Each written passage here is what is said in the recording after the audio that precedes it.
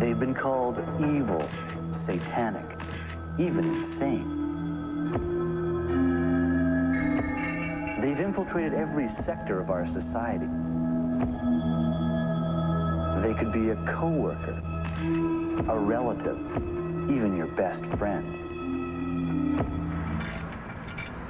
Who are we? We're the lefties, the southpaws, those strange people who like to do things with their left hand. We're also a minority. We only make up 10% of the population. And if you're right-handed, you probably have no idea how prejudiced our society is against left-handers.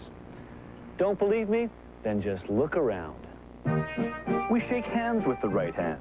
We salute with the right hand. We take an oath with the right hand. And in most Muslim countries, you're only allowed to eat with your right hand. And then there's all this right-handed equipment, like this camcorder. Which hand is it designed for? The right. Other right-handed items include scissors, can openers, watches, playing cards, and lawnmowers. Even our language has a left bias. Sinister comes from the Latin word for left. When someone's correct, we say they're right. If everyone gets invited to a party except you, we say you've been left out or left behind. The vice president of a company is the president's right-hand man. And I've never heard of anyone demanding their lefts. No, it's always their rights. So is this preference for the right hand a recent phenomenon, or have we always been this way? Well, one study tried to answer that question by analyzing some ancient works of art. They looked at old paintings and sculptures to see which hand was used to hold objects. What they found was that 90% of the time, objects were held in the right hand. The same percentage of right-handers we see today. So our preference for the right hand has been pretty consistent over the last 5,000 years. But why have a dominant hand at all? Wouldn't it be better if we could use either hand equally well? I mean, is there an advantage to favoring one hand over the other? Yes, there is. As young children, we're all pretty uncoordinated. We get better by practicing our movements over and over again. This repetition strengthens the connection between your brain and your muscles. Over time, your movements become smoother and more automatic. You no longer have to think about them. And that's why it's an advantage to have a dominant hand, because it gets a lot of practice. So it becomes very good at performing tasks that require precise muscle control.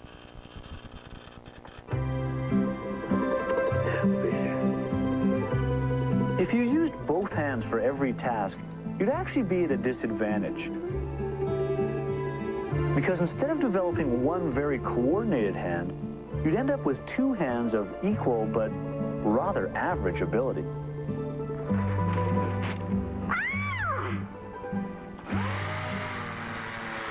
So is this bias towards one hand unique to humans? Nope. Many animals also prefer to use one hand more than the other. But there's one big difference. In the animal kingdom, the ratio of right-handers to left-handers is about even. So why then are the majority of humans right-handed? Well, the reason lies in what I'm doing right now. It's the one ability that's evolved further in humans than any other creature: language. To understand the connection between language and hand preference, you first need to know a little bit about how your brain is organized. It's made up of two separate hemispheres, joined together by a large cable of nerve fibers. But here's the strange part. The muscles on the left side of your body are controlled by the right side of your brain, and the right side of your body is controlled by the left side of your brain. But wait, there's more. The hemispheres are not just mirror images of each other. They have separate responsibilities. The left hemisphere is called the dominant hemisphere. That's because in most people, it's the left hemisphere that controls their ability to speak and understand language. So here's how it all fits together.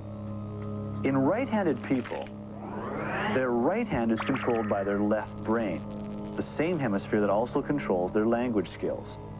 Now, it would make sense if lefties were just the exact opposite of right-handers.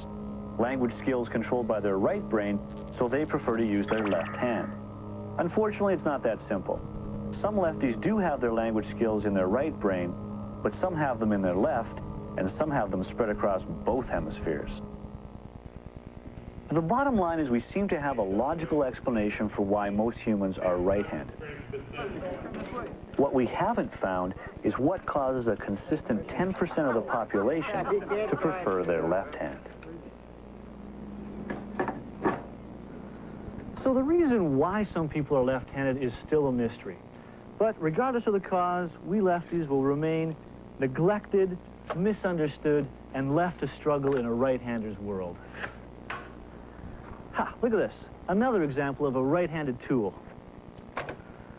Well, this feels a little awkward.